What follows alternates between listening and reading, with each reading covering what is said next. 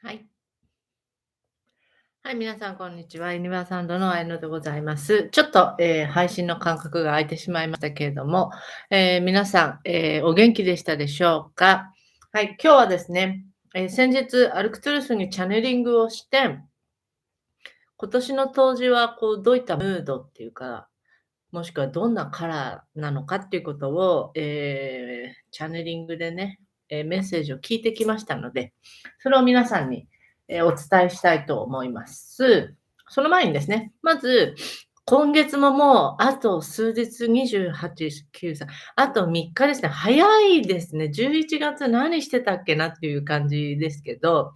えっと、今月末で締め切りなのがマンスリーライトランゲージですね。恐れと不安を手放すというテーマの聞き流し用の音源は今月末で一旦締め切りになりますので、まだの方はお早めに。来月のね、マンスリーライトランゲージはちょっと私も企画をしてますので、楽しみにお待ちいただけたら嬉しいです。さあ、じゃあ早速参りましょうか。今年の冬至なんですけど、まあほら、春分、夏至、秋分、冬至とね、4つのさ、この暦の上で重要なポイントがありますけど、もちろんさ、それぞれがどういった、時なのか、例えば陽から陰に切り替わるとかさ、いろいろ始まりだとかさ、あるんですけれども、その年によってね、少しずつカラーが違うんですね。それは星回りっていうのもあるし、今の私たちの現状、集合想念であったり、地球の状態であったりとか、いろいろ変化するね、要素によって毎年少しずつ、様子が違うんですけれども、今年はね、深いっていう字、その深みがあるとか、何かこう深く到達するとかわかんない、深い〇〇みたいな、そういった深いっていう字がすごく当てはまるシーンが多いでしょうっていうことだったんです。で、私、チャネリングメッセージをメモしてきたんで、そっからピックアップして、お送りしたいんですけれども、まずはね、今、結構ハードな状況にあるとか、結構ピンチだとか、あとはなんかモヤモヤするとか、体調が優れない、なんとなくこう、巡りが悪いみたいなね。なんかそういう停滞感とか閉塞感がある人は、12月の3日もしくは5日以降に、ムードが変わってね、緊張感がまずほぐれてくると思いますからっていうのが、先にメッセージで降りていました。はい。で、こっからね、冬至ね、12月入って、冬至になっていくんですけれども、えっと、読み上げますと、これまで、向き合ってきたことのさらにシビアな面を見るような時、もしくは自分がこう取り組んできたことの一生懸命ね、取り組んできたかもしれないけど、さらにその中でもシビアな面、厳しさをこう含んでいるような部分に目を向けざるを得ないような状況になる。もしくは自分が知らずのうちにね、その背負っているもの、背負ってきたものの重みとか、その意味っていうものを知る、もしくはそれを改めてね、再確認ってことですよね。気づくようなこと。この2つがね、起きやすいというか、こういったことが起こるんじゃないでしょうかっていうことだったんで。で、これはなんかさ、こう、アルクトゥルスの表現では、こう、罰とか選別ではありませんっていうね。ちょっとさ、なんか、そういうさ、これまで自分がこうやってきたことを振り返ると、あ、ここでとばっちりがね、来るんだなとかさ、ここで、一つのね、答えとして、そういう厳しい状況に向き合わされるのかなみたいな風に思うけど、そのさ、他者からとか、状況から一方的にもたらされる罪や選別、罰とかっていうことではなく、これは本当に解放を起こすチャンスなんですっていう風にアルクトゥルスは伝えてきたのね。で、冬至っていうのはそもそも陰から陽にね、エネルギーがこう転換していく、本当のボトムだよね。陰が極まっていく時だから、闇から光みたいなね、そういうイメージを持ってる人も多いと思うんだけど、このさ、転換をするポイント、そのターンを決めるさ、時っていう風に思うかもしれないんだけど、アルクトゥルスはそうではなく、もうこの当時のポイント、もしくはそこでね、極まっていく、先ほど話した2つの何らかのことっていうのが、そっからターンして好転していくんじゃなくて、すでにその時点で祝福が起こるっていう風に言ってたんです。もしくは、ここできっぱりと決裂できる、完了できることで、本当にその再スタートっていうか、が切れる。完全に新しく何かが切り替わるみたいな、そんな風にね、だからこう徐々にさ、こう言ってこう切り返してくるっていうそのさ、ここのポイントがね、よく冬至だって言われますけど、そういう切り替わりじゃなくて、もうこの時点で完了する。そしてもうそれが祝福に値するみたいなことをね、言っていたんですよね。で、なんだ、そんな感じなのかと思っている方もいらっしゃると思うんですけど、ちょっとドキドキしたりとかね。そこでアドバイスが一緒に来てます。チャネリングのメッセージでね。で、ポイントは自分から解いていく。自分から放っていくっていうことなのね。解放っていうさ、字はさ、日本語でさ、ね、漢字2文字だけど、本当に解いて放つっていう字じゃない？で、それを自分からあえてやる。こういう流れが来てるけど、そうではなく、その流れに乗ってるとか、もしくはその流れで自分がそうせざるを得ないみたいな感じじゃなくて、もう自分からやっちゃう。自分から解いて、自分から放つ、自分から解放するっていう姿勢でいることが大事だと。で、それでも、なんていうのかな、ちょっとよく分かりませんっていう人がいたら、まずは呼吸であれば、吸うよりも吐く方に、ポイント、重きを置いてくださいってことだったね。まず深く吐く、吐き出すっていうこと。この小さなアクションを意図的に行うだけでも違いますよっていうことをね。で、もう一つはね、これも全ての人にっていうよりも、こういった感じですってことなんだけど、これだけは手放せないとか、これだけは切れない縁とか、これだけは絶対大事に思ってること、もしくはもう確固たる信念とかね、そういうもの、それが解放を起こしていけっていうことだったね。別に何も必要なものとかさ、やたらめったら何でもかんでもさ、ぶち込んでっていうわけじゃないよ。でもそういうシチュエーションになったら、まるでこっから読みますね。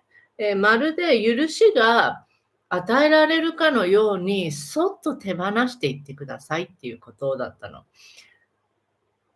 みんなさ、それぞれ個人的にさ、自分のこう状況とか、自分の身の回りとか、自分のなんていうの、環境に当てはめながらイメージして聞いていると思うんだけど、やっぱなんか解放ってさ、なんかトンカチでバコーンみたいな、バーンみたいなね。タロットカードでいうさ、タワーっていうのは、もう塔からこう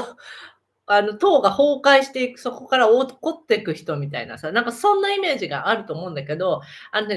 な風なインパクトでそういったことが起こるかっていうのはすごい個人差があるの。でも、だからそれはドラマチックに体験する人もいれば、ごく自然に何かそういったものの時を迎える人もいるから、何かを変に期待する必要は逆にないんだよ。ね。だからこそ、身構える必要もないわけ。で、このチャネリングのメッセージのこうピックアップしたりね、キーワードを。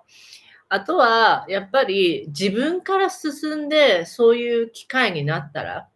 自分から解いていく。何かこう絡まってるようなものを自分からさ、整理してこう解いていく。もしくは、手放すってよく言うけど、なんか縁が切れた、手が切れたとかじゃなくて、自分からさっきも言ったようになんだっけ、許しが与えられるかのようなさ、そういった感覚や感情でその手を離していくっていうね。こういったことが何かね、助けになるんじゃないかなと思いました。まあね、結構さ、字面だけね、私が書いたメモの字面だけ読んでいくと、結構シビアなんだなっていう、こう厳しい状況が人によっては来るのかなと思うんだけど、私からすればもうめっちゃ当時らしいよね。本当に陰の陰、深みに入っていくっていうさ、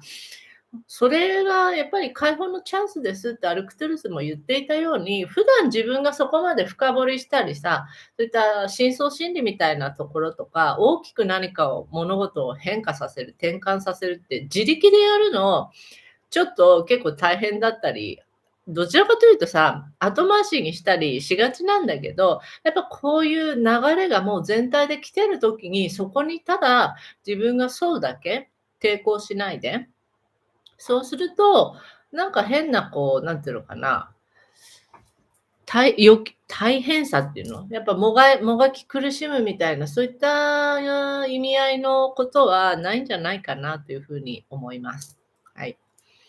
こっからね、日本で言えばどんどん寒くなっていってさ、冬至に向かってどんどん日が暮れるのが早くなってさ、ぐいんぐいん潜って深みに入っていくなっていう感じはしますよね。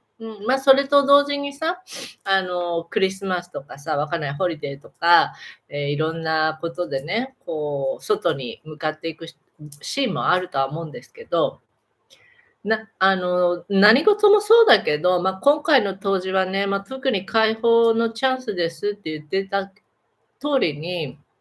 やっぱ終わらせると、それは同時に始まりを迎えることだし、何かを手放すってことは何かを新たに得るっていうことだから、別に何も失わないと思うんだよね。あんまりそこら辺を、変にこう自分からセンサー上げすぎないで少しニュートラルな気持ちでね、そういった時期を過ごしていただけたらいいなというふうに思います。はい。そんなこんなで当時の話でしたけれども、私は、Zoom でね、青の空間を開きます。で、青の空間はチャネリングメッセージをその Zoom でライブ配信して、その後は、ライトランゲージのエネルギーワークをね、します。で、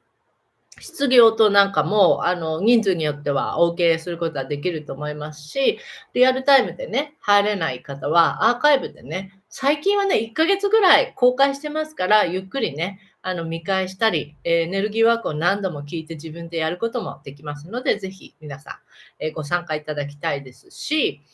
当時の日は、もう一つ今配信中の虹のワークですね。魂を活性化させる、聞き流しのライトランゲージ音源の配信の締め切り日になっています。虹のワークは掲示が降りてこないと配信できない、結構ね、特別なワークになってますから、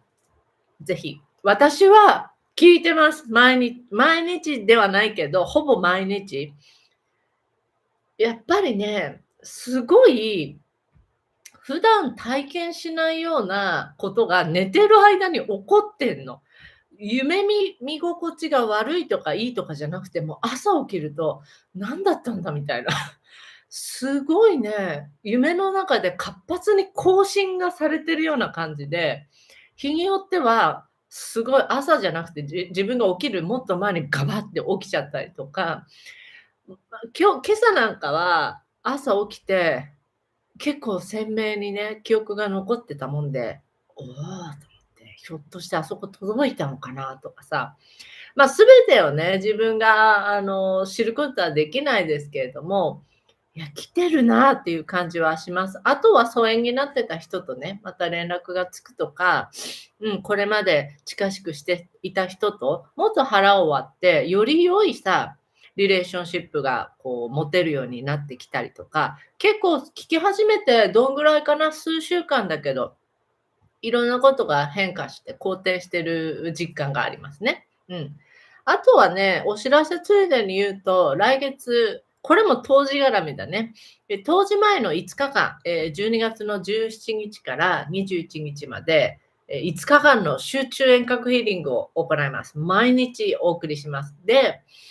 タイトルはね、みそぎなんですけれども、やっぱこの1年の自分のそのみそぎっていうさ、浄化とかさ、そういったネガティブなものだけではなくて、1年お疲れ様でした、私とかさ、やっぱ年末年始とか迎えてくるわけで、で、この風邪の季節でもありますから、そういった自分の、ヘルスケアとかね、そういったものにも役立てていただけたら嬉しいなと思います。はい。いや、すっごいお知らせいっぱいね。あとは最後に1個だけ、私が立ち上げた3つのサークル、セントラル、クリスタル、チャリティーというね、ライトワークの活動をメインにしたこの3つのサークルのうちの、1つ、チャリティーサークルのウェブサイトで、12月1日に、新商品がね、お目見えします。販売開始なんですけれども、チャネリングブレスレットです。前回は出して、その日のうちにおそらく、早いものは出した瞬間に売れてしまったんですけど、今回は6本チャネリングをして、そのチャネリングのテーマをメッセージとして、書き起こして、それに基づいて石を一つずつ私が選んで、で、組み方も全部私が、半分チャネリングしながらみたいな感じで作ったね、スペシャルなブレスレットが6本販売されます。数日前におそらく写真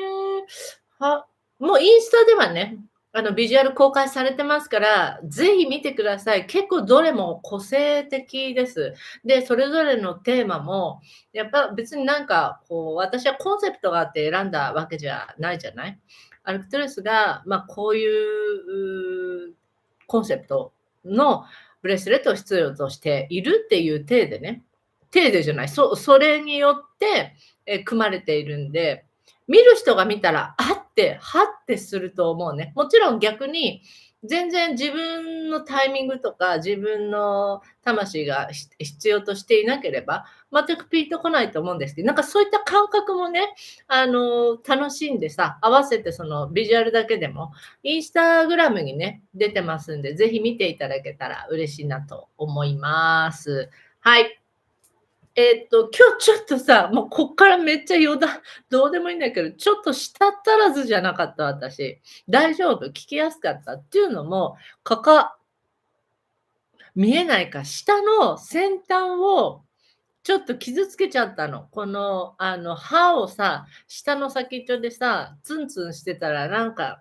それでさ、痛いのよ、今。だからなんだっていう風にそれでちょっと喋りにくかったんで、舌足らずになって聞きにくかったらごめんなさい。はい。またね、ライブ配信したいと思います。最近ちょっと私、瀬戸内海の小さな島に住んでいて、柑橘のね、シーズンなので、友達の農家さんのところに行って、お手伝い、収穫したりしてるので、なかなかね、1週間に何本もっていうわけにはいかないんですけれども、またこうやってお話をしたいと思いますので、ぜひ、チャンネル登録をして、次回のライブ配信もお楽しみになさってください。はい。じゃあ、アーカイブの人も最後まで見てくれてありがとう。ライブで入ってくださってる皆さん、どうもありがとうございます。またね。